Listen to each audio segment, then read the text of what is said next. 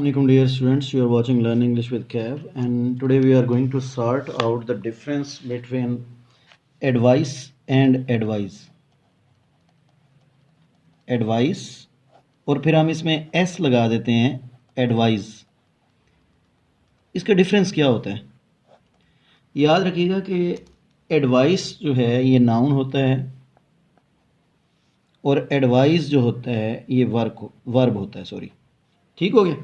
अच्छा, ये जो मामला है ना, ये सिर्फ एडवाइस के साथ ही नहीं है, बल्कि ये कुछ और नाउन्स भी हैं जो कि ICE पे एंड होते हैं, इस सफिक्स पे. जैसे हमारे पास डिवाइस है,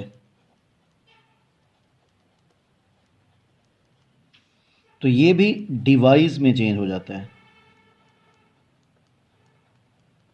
ठीक है जी, डिवाइस नाउन होता है और डिवाइस वर्ब होता है. अच्छा, इसी तरह से हमारे पास एक और वर्ड होता है प्रैक्टिस.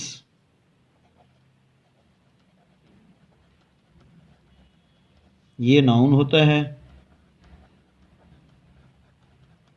और प्रैक्टिस एस के साथ वर्ब होता है. एक तो ये इनका बेसिक डिफरेंस है, यानी कि ये जितने भी सी वाले वर्ड्स हैं, CE, यानी कि जो इसका डिफरेंस आप नोट करेंगे वो यहीं से ही करेंगे कि ये CE वाले जो हैं ये नाउन हैं और SE वाले जो हैं ये वर्ब है. पहली बात तो ये है. ठीक है. एडवाइस का मीनिंग आप लोगों को आइडिया है पढ़ा कि एडवाइस का मतलब होता है नसीहत. अगर ये नसीहत है नाउन, तो फिर ये जो है वर्ब में ऑब्वियसली एक्शन बनेगा और नसीहत करना. इसके एग्जाम्पल सेंटेंसेस होंगे.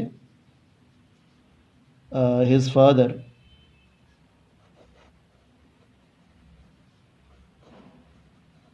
gave him a piece of advice. अच्छा, ये ना his father gave him a piece of advice, a piece of advice मैंने यूज़ किया है. ये अनकाउंटेबल नाउन होता है, तो इसको काउंटेबल बनाने के लिए फिर a piece of लगाते हैं. जैसे आप पोएम के साथ, पोएट्री के साथ भी लगाते हैं piece of poetry, वर्क के साथ भी लगाते हैं piece of work. ठीक है जी, piece of information.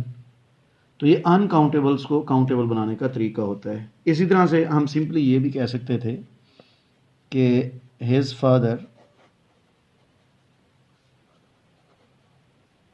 Advised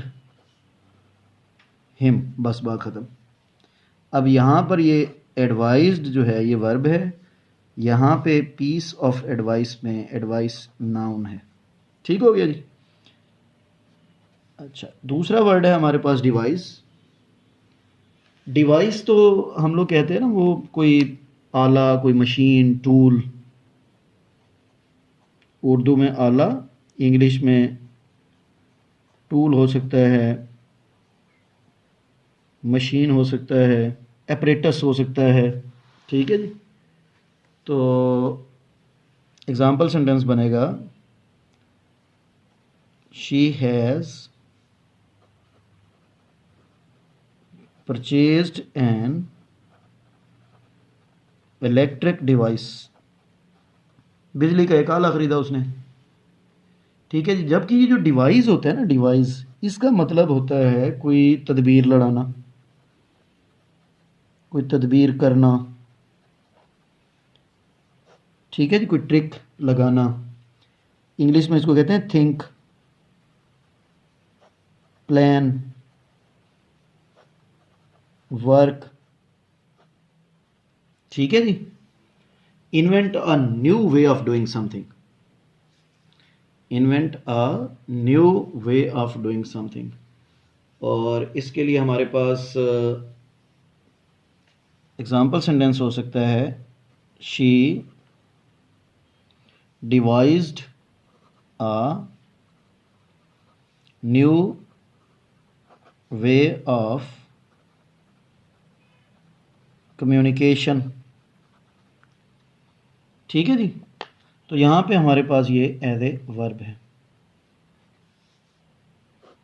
it's a verb और इट्स अ नाउन। ठीक हो गया जी। तीसरा वर्ड था हमारे पास प्रैक्टिस, तो we need practice, we need practice to win. अच्छा, ये जो प्रैक्टिस होता है ना, ये नाउन भी होता है और अमेरिकन इसी सी ई वाले को वर्ब भी यूज करते हैं। यानी कि जनरली तो हमने कहा ना ये नाउन है, लेकिन वो इसको एज ए वर्ब भी यूज करते हैं। यहाँ पे नीड वर्ब है, नीड ये इसका ऑब्जेक्ट है। ठीक हो गया जी। इसी तरह से we need to practise, we need to practice for upcoming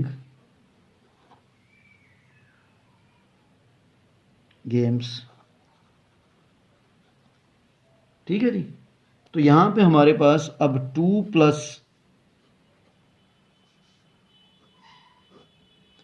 verb ही आएगा। इन्फिनेटिव बना है, वर्ब का काम नहीं कर रहा, लेकिन बहरहाल ये 2 के साथ वर्ब आता होता है इन्फिनेटिव फॉर्म करने के लिए। हालांकि यहाँ पे भी ये नीड का ही ऑब्जेक्ट है, टू स्ट्रक्चर, लेकिन बहरहाल 2 के साथ हम वर्ब ही लगाते हैं। इसको खालिस्तान वर्ब भी हम बना सकते हैं। For example, we are practising, we are practising for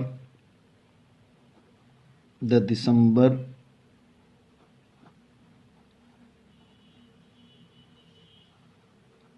matches.